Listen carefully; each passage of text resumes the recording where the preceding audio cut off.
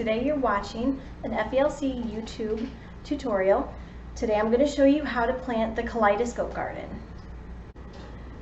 The materials you'll need for the Kaleidoscope garden are soil that you made from a previous activity, origami boxes that you will have already folded up.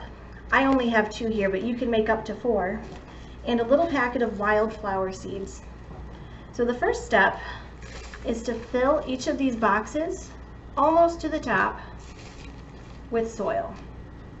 And I'm just using my fingers to kind of spread it out to the corners.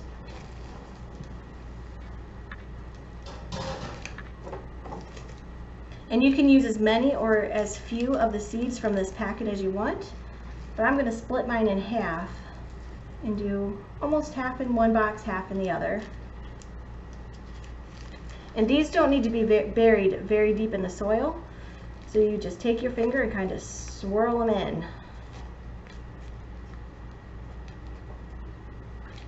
Don't press the soil down tight because we need oxygen in the soil for these seeds to sprout and grow.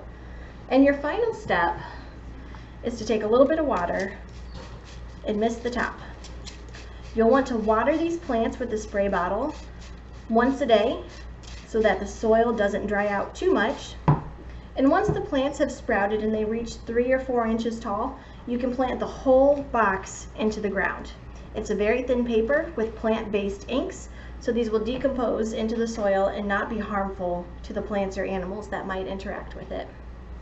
Thanks for watching.